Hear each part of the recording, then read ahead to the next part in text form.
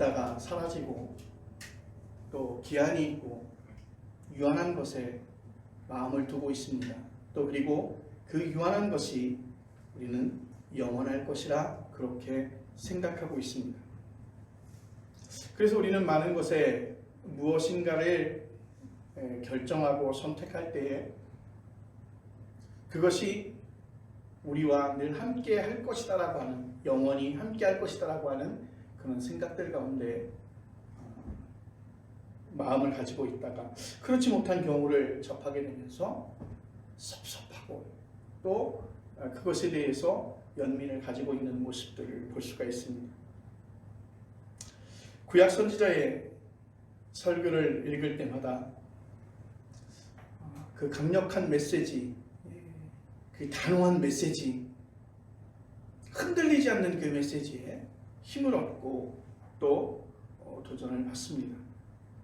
유대교의 율법을 다루는 모세오경이나 역사를 다루고 있는 전기여서 또는 그들의 신앙을 문학적으로 다루고 있는 시편이나 전도서의 말씀도 매우 은혜롭습니다. 그러나 선지자들의 설교인 후기 예언서의 말씀이 더 강력하고 강렬하게 들리는 이유는 각각 선지자들의 목소리가 생생하게 살아있고 또한 우리의 가슴을 지금도 울리고 우리의 머리를 깨우고 있다는 사실에 우리는 더 강력한 메시지로 또 울림으로 받아들일 수 있다는 것입니다. 오늘 우리가 설교를 통해서 선택한 이사야 61장에서 우리는 이것을 확인할 수가 있습니다.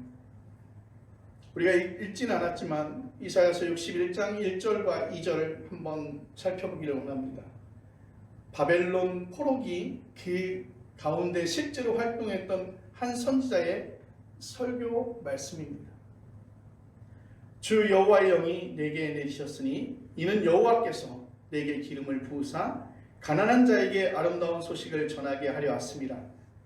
나를 보내사 마음이 상한 자를 고치며 포로된 자에게 자유를 그리고 갇힌 자에게 노임을 선포하며 여호와의 은혜의 해와 우리 하나님의 보복의 날을 선포하여 모든 슬픈 자를 위로하되 주 여호와의 영이 내게 내리셨고 여호와께서 기름을 부으셨다. 여러분 신앙생활을 하신 분들이라면요 이 말씀이 얼마나 우리에게 뜨겁게 와닿는지 아마 이 말씀의 단어, 이 말씀의 어떤 주어를 살펴보면 여호와의 영이 내게 내리셨고 여호와께서 기름을 부으셨다. 이 말씀 속에서는 하나님께서 그를 특별히 아끼시고 하나님께서 선택하시고 하나님께서 그에게 일을 허락하셨는데 우리는 그것을 소명이라고 말합니다. 하나님께서 나를 부르시고 하나님께서 내게 그 일을 맡기셨다는 것이죠.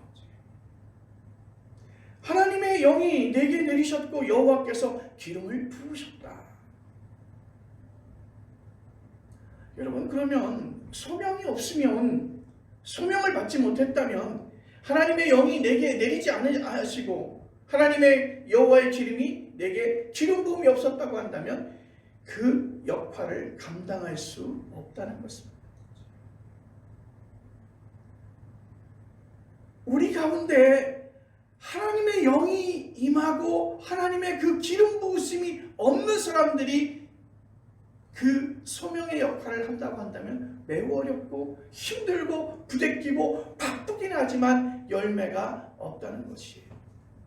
그래서 이사야는 선지자로서의 그 소명을 설교자로서의 사명을 본문에서 그렇게 짚고 있습니다. 가난한 자에게 기쁜 소식을 전하고 마음 상한 자를 고치며 포로된 자에게 자유를 선포하고 갇힌 자에게 노임을 선포하며 슬픈 자를 위로하는 일이라는 것입니다. 여기서 기록된 이들은 어떤 사람들입니까? 삶에 지친 사람들이에요. 하루하루의 삶을 그들이 정말 노력하지 않으면 정말 수고하지 않으면 그 삶을 이어갈 수 없는 정말 딱한 사람들, 삶에 지쳐있는 사람이에요. 번아웃? 바로 직전에 있는 그 임계점에 다다른 사람들이에요. 문장 전체 구조에서 보면 첫 번째로 거론한 가난한 자와 마지막으로 거론한 슬픈 자가 그 모든 것을 대표하고 있습니다. 마음이 상한 자와 포로된 자와 갇힌 자는 모두 가난한 자와 슬픈 자의 그 바운더리 안에 속해 있다는 것입니다. 가난과 슬픔, 우리의 삶을 여러 모양으로 파괴하죠. 아무리 사랑해도요, 아무리 사랑해서 결혼하고요, 아무리 사랑해서 결혼해서 아이와 가족을 이룬다고 해도요, 여러분 생각해 보십시오. 가난하게 되면 그 가난 때문에 서로 마음이 상한 일이 생기죠. 그 마음 상한 일이요, 서로 사랑하는 사람들이기 때문에 그 마음 상한 일이 더 슬픔으로 다가오게 되는 것입니다. 그래서 사랑하지만 그 가난 때문에 그 가정이 붕괴가 되고 그 삶이 붕괴가 되고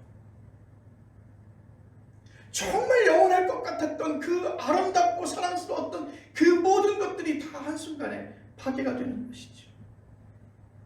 인간의 품격을 빼앗는 일은 세상을 선하게 창조하고 하나님 당신의 형상으로 지으신 하나님을 여러분 부정하는 것입니다.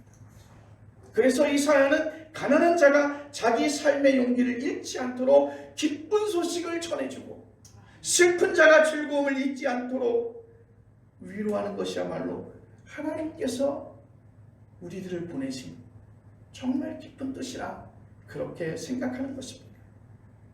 그래서 이사야 선지자의 설교는 무엇인가 보이지 않는 것이 아니라 무엇인가 잡히지 않는 것이 아니라 허공을 향해서 하는 것이 아니라 실제 설교하듯이 실제 그들을 통해서 문제 해결을 위해서 구체적인 사람들을 대상으로 설교하고 있는 것입니다. 기원전 6세기에 살았던 유대인들입니다. 더 구체적으로 보면 기원전 587년에 발생한 예루살렘의 멸망과 바벨론 유수 이후 50년 정도의 세월을 견디고 있는 사람들입니다. 예루살렘 성전은 무너졌습니다. 성전의 제사도 드리지 못하고 있습니다. 그들이 목숨처럼 지켰던 그 종교적 전통도 이제는 무너져버리고 말았습니다.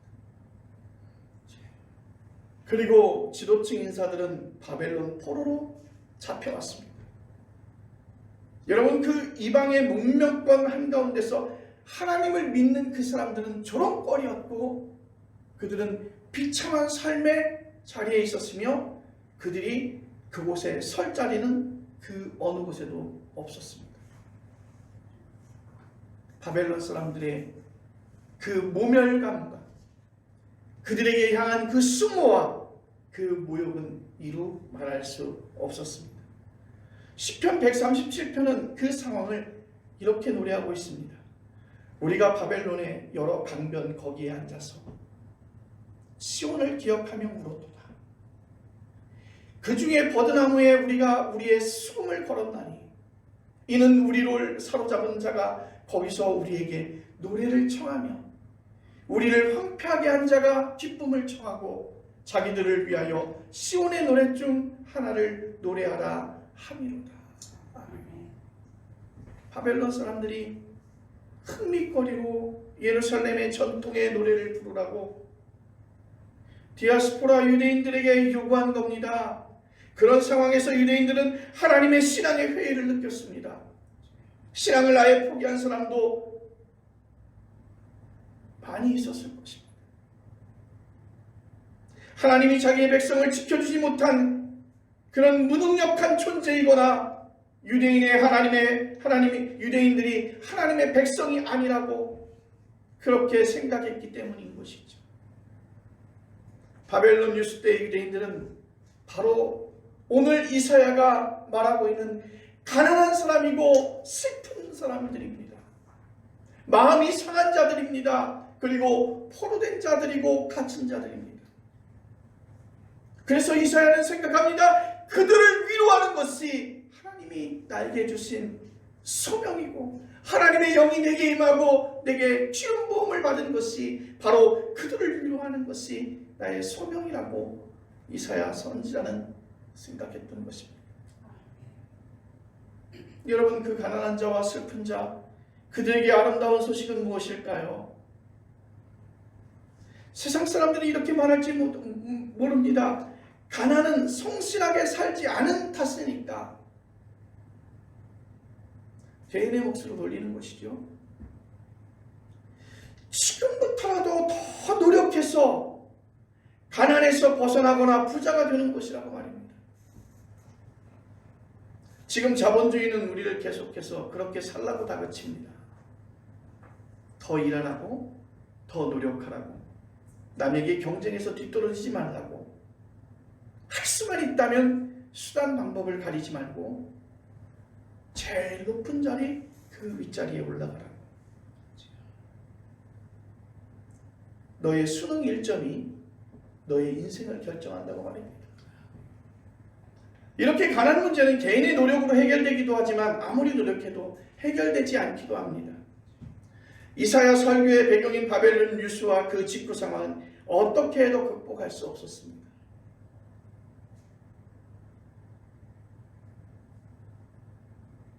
드라마에서 그런 짤막한 얘기가 나옵니다. 노예가 뭔데, 노비가 뭔데, 아버지가 백정이면 아들도 백정이고, 그들은 장 어느 곳에 가서도 고개를 들지 못하고 바닥을 향해서 바닥 앞에서 기어야 되는데, 그 아들이 그것을 경험하고 아버지께 그런 질문을 합니다. 노비가 도대체 뭔데? 아마도 그런 모습이 이곳에서 계속해서 발생하지 않을까요? 마치 한반도가 해방 이후에 남북으로 분단된 것처럼, 그리고 장애인으로 태어나거나 나중에 장애인이 된 사람은 아무리 노력하여 해도 그 상황을 극복하는데 너무나도 어렵습니다. 여러분, 많은 처우가 좋아졌다고 하지만 여러분, 대한민국에서 장애인으로 살아가는 것이 얼마나 힘든지 여러분 아십니까? 여러분, 단 하루만이라도 여러분들이 여러분의 두 다리로 걷지 못한다고 여러분 경험해 보십시오. 여러분의 눈으로 보지 못한다고 생각해 보십시오. 여러분의 귀로 듣지 못한다고 생각해 보십시오. 그날이 얼마나 힘들고 어려울까요? 이사야가 가난한 자에게 전하겠다는 좋은 소식은 무엇입니까? 대답은 그렇게 어렵지 않습니다. 가난으로 인해서 인간다운 삶의 품위가 손상되지 않는 세상이 온다는 소식이 그것입니다. 삶의 품위도 객관적인 지표로 말할 수는 없습니다. 연봉 1억 원을 받는 사람도 삶의 품위를 지킬 수 없다고 생각하는 사람이 있고, 3천만 원으로도 가능하다고 생각하는 사람이 있습니다. 예전 제가 전도사로 있었을 때 지방에 아주 유력한 목사님이 그 지방에 있는 그 전도사들을 데리고 가서 밥을 사주는 일이 있었어요. 뭐 평소에 잘 먹지 못하는데 선배 목사님이 밥을 사주니까 얼마나 맛나게 기쁨으로 먹었는지 몰라요. 다 밥을 먹고 나서 그 목사님이 차를 대접하면서 한마디 하더라고요. 목회하는데 참 힘들어. 한 5천만 원만 통장에 있었으면 좀 맘대로 쓰면서 목회할 수 있었을 텐데. 그런데 그 얘기를 듣는 순간에 얼마나 수치스러운지요. 그 전도사님들은 생계를 받기 힘들 정도로 어려운 생활을 하면서 사실 목회 현장에서 있는데, 그런 얘기를 하는데 그것이 그렇게 수치스럽고, 방금 전까지 그 선배 목사님에게 그 감사함이 한순간에 이렇게 무너지는 느낌을 받았습니다. 단돈 10만 원이 없어서 생계에 어려움을 겪고 있는 전도사님들. 근데 목회하는데 한 5천만 원 통장에 있었으면 마음껏 써보겠다. 물론 이제 그 나름대로의 생각들은 있었을지 모르지만 그 얘기는 그 장소와 그 상황에 맞지 않는 거였어요. 차라리 다른 목사님들, 좀 대형교회 목사님들하고 이야기하면서 한 5천만 원 통장에 있었으면 좋겠어요 라고 하면 뭐 목회에 어떤 힘을 실어주기 위해서 하는 것이기 때문에 동의하시는 분들이 많았을 거예요. 그런데 거기에는 적절하지 못했다는 것이죠. 여러분, 우리는요 내가 지금 무엇을 갖고 있는지가 중요한 게 아니에요. 내가 얼만큼을 누리고 있는지가 중요한 것이 아니에요. 지금 대한민국의 우리나라의 모든 사람들은요, 상대적인 박탈감에 극도로 두려워합니다. 내가 누리고 있는 것보다 더 많은 것을 누리고 있는 상대에 대해서 자존감이 무너지고 있죠. 열등감이 올라오고 있는 것입니다. 2호선 안에 있는, 서울 2호선 안에 있는 그 대학에 들어가지 못하면 사회에서 도태된다고 생각해요. 근데 제가 살아보니까 그렇지 않더라고요. 여러분, 서울에 있는 유수의 대학을 간 그 친구들만 잘 사는 게 아니라 지방에서 공부 못했지만 열심히 성실하게 사는 사람들이 훨씬 더 잘 사는 사람들 저는 꽤 돼요.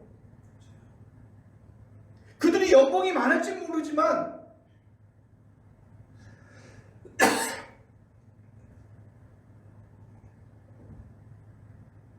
그들이 과연 행복하다고 저는 말하지 않습니다. 젊었을 때 평생 먹고 살만한 돈을 장만하지 못하면 망했다, 이 생애는 망했다, 그렇게 생각하는 사람들도 있어요. 그런데 여러분, 젊었을 때 언제 평생 먹고 살만한 돈을 마련하는 사람이 과연 몇 프로나 되겠냐는 거예요. 그러면 대한민국에 있는 모든 사람들이, 거의 99%에 해당하는 사람들이 다 망한 인생인가요? 저는 그렇게 생각하지 않습니다. 복된 소식을 듣지 못하고 사니까 늘 두렵고 불안한 거예요. 그런 상태에서 어떻게 남녀가 사랑하겠으며, 어떻게 그들에게 결혼하라고 이야기하고, 어떻게 그들에게 자녀를 낳으라고 그렇게 말할 수 있겠습니까? 여러분, 불안해서 아이 못 낳는 거예요. 왜요? 내가 그 아이를 어떻게 키울까? 그 아이 하나를 양육하기 위해서 몇 억이 들어간다는데 어떻게 키울까? 겁나서 아이를 못 낳는 거예요. 그런데 여러분, 그렇게 말하지 않습니까? 결혼해서 아이를 출산하라고, 그것이 대한민국의 애국이라고 그렇게 얘기하는데, 실제 그들에게 그것이 마음속에 와닿는 것은 절대 아니라고 생각합니다. 여러분, 본문이 말하고 있는 가난한 자는 우리말 성경각주에서 겸비한 자라고 말하고 있습니다. 겸비한 자. 아나윈, 히브리어로 온순한 사람. 여러분, 가난한 사람이요 되게 온순합니다. 뭐 그렇지 않은 예도 있지만 일반적으로 가난한 사람이 온순해요. 세계의 가난한 나라 사람들과 부자 나라 사람들을 여러분 좀 살펴보면, 우리나라 사람이 온순한지 네팔 사람이 온순한지 여러분 비교해 보세요. 가난한 사람은 의지할 대상이 없어서 온순할 수밖에 없어요. 처분을 기다릴 수밖에 없어요. 그들의 형편을 살필 수밖에 없어요. 그들 앞에 머리를 조아릴 수밖에 없습니다. 온순한 사람들에게 기쁜 소식은요, 온순한 성품으로도 사람답게 살아갈 수 있는 그 세상이 온다는 소식이 아닐까요? 그러나 지금 우리가 사는 세상은 전혀 다릅니다.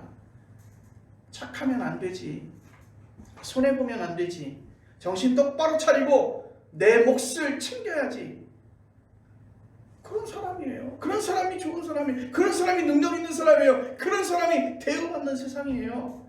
이런 세상에서 여러분, 온순한 사람은 버텨낼 수가 없어요. 아시아권에 있는 사람들, 또 대한민국에 보통 우리가 가지고 있는 사람들의 성향은 뭐냐면 겸비한 사람들. 그 사람 참 착해. 여러분, 요즘에 아세요? 착하다고 이야기하는 것은 욕하는 거래요. 비웃는 거래요. 지목도 챙기지 못하고 저렇게 능력이 없는, 그래서 칭찬할 것이 아무것도 없어서 그들에게 착하다고 하는 거래요. 슬픈 자는 단순히 자기 신세를 한탄하는 게 아닙니다. 영어 성경에서는 애도하다고 번역했습니다. 애도하다. 자기 신세를 슬퍼할 수도 있으나 근본에는 옳지 못한 세력에 의해서 벌어지는 불행에 대한 애도이며 분노이며 연대라는 것이죠. 마태복음 5장에 나오는 팔복에 해당하는 사람들입니다. 심령이 가난한 자, 애통하는 자, 온유한 자, 의에 줄이고 목마른 자. 예루살렘 50년 동안 버려진 땅이었어요. 예루살렘은 오늘 본문 3절에서 묘사되었듯이 그들은 무릇 시온에서 슬퍼하는 자로 살아갈 수밖에 없었습니다. 그래서 이사야는 영혼이 슬픈 이들을 어떻게 위로한다는 것일까?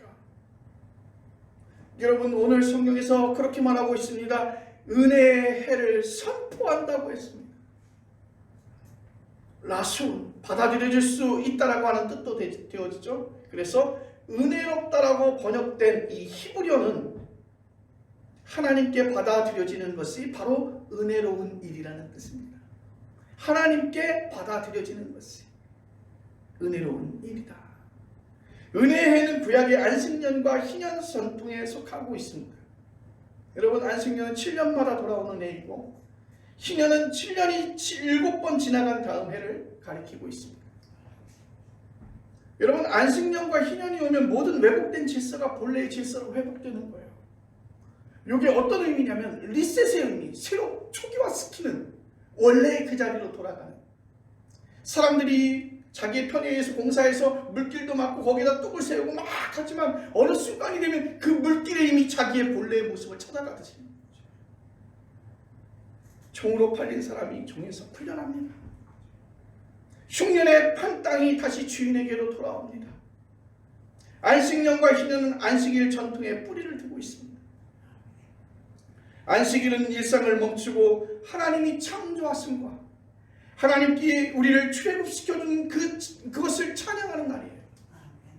안식일과 안식년과 희년 전통은 인간에 의해서 무너졌던 정의와 평화가 갱신되어야 한다는 것입니다. 여러분 그걸 메시지의 근본에 담고 있어요. 인간다움의 회복. 높은 산이 낮아지고 골짜기는 메워져야 합니다. 우리가 은혜를 경험하는 때이며 하나님께 받아들여지는 때입니다. 이런 예언처럼 상상력 없이 거칠고 피로하며 슬프기 짝이 없는 이 현실을 우리가 어떻게 버텨낼 수 있겠습니까? 이사야의 말에 의하면 은혜의 해는 동시에 보복의 날이기도 합니다. 여러분 익숙하지 않은 단어죠. 하나님께서 보복하시다니. 은혜의 하나님, 자비의 하나님, 긍휼의 하나님께서 보복하시다니. 표현이 너무 거칠게 들립니다. 시편에서 원수를 갚아달라는 표현이 종종 나오죠. 하나님이 사람처럼 원수를 갚는 것은 아닙니다. 방식이 완전히 다르지요. 은혜의 해가 하나님께 받아들여지는 때라면 보복의 날은 하나님께 거부당하는 때입니다. 하나님은 악행을 자행하는 자를 거부함으로써 보복하신다는 뜻이죠. 8절 말씀은 이렇게 말합니다. 무릇 나 여호와는 정의를 사랑하며 불의의 강탈을 미워하여 성실히 그들에게 갚아주고 그들과 영원한 언약을 맺을 것이라. 아멘. 여러분 영원한 언약을 맺는 사람들 그 대상이 누굽니까? 가난한 자이며 슬퍼하는 자입니다. 불의에 의해서 강탈당하는 자입니다. 하나님 여호와께서는 강탈하는 자를 1, 2, 3대에서 혼내시는 게 아닙니다. 사람들은 그러하기를 바라고 있지만 하나님은 다르죠. 사랑하는 자들을 더 사랑하는 방식으로 불의의 강탈을 제어하시는데 비유적으로 이렇게 설명할 수 있습니다. 우리 아이가 밖에 나가서 동네 아이에게 얻어맞고 돌아왔어요. 때린 아이를 찾아가서 시시비비를 따지고 다시는 그렇게 못하도록 다짐을 받는 방법이 있겠죠. 다른 방법도 있습니다. 우리 아이를 더 진실하고 뜨겁게 사랑하는 것입니다. 이런 사랑을 경험한 아이라면 얻어맞는 것도 내면에서 극복할 뿐 아니라 앞으로 자라면서 자기 문제는 자기가 스스로 알아서 해결할 수 있겠죠. 하나님께서 원수를 갚는 방법은 후자에 가깝습니다. 더 우리를 뜨겁게 사랑하는 것입니다. 더 우리를 아낌없이 사랑하는 것입니다. 자기의 백성들과 영원한 언약을 맺음으로 두려워하지 않고 실패하지 않고 굴복하지 않고 두려움 없이 고난을 대면하게 하십니다. 그래서 10절에서 이사야는 이렇게 외치고 있습니다. 내가 여호와로 말미암아 크게 기뻐하며 내 영혼이 나의 하나님으로 말미암아 즐거워하리니. 아멘. 여러분 오늘은 대림절 셋째 주일입니다. 대림절이야말로 크게 기뻐하며 즐거워하는 절기죠. 그래서 주님을 찬양하고 싶어집니다. 하나님의 영원한 약속 자체이신 예수 그리스도를 기다리는 절기이기 때문이죠. 누가복음 4장 16절 이하에 오늘 우리가 읽은 이사야 선지자의 설교가 인용되었습니다.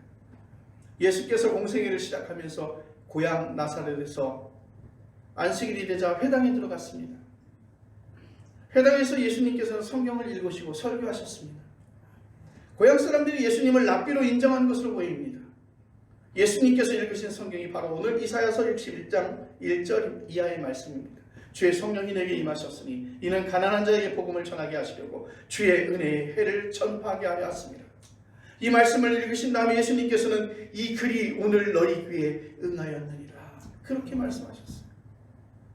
예수님의 설교가 조금 더 이어지자 고향 사람들은요 화가 났어요. 그래서 예수님을 동네 밖으로 쫓아냈어요. 그냥 추방하는 정도가 아니라 낭떠러진 밑으로 이렇게 밀어버렸어요.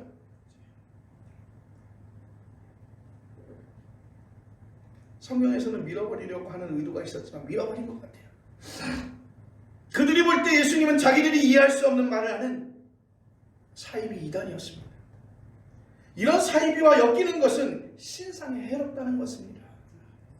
아주 발걸음을 못하게 두 다리를 부러뜨려 놓든지 다시는 이곳에 발을 들여놓지 못할 정도로 치욕을 주겠다는 것이었어요.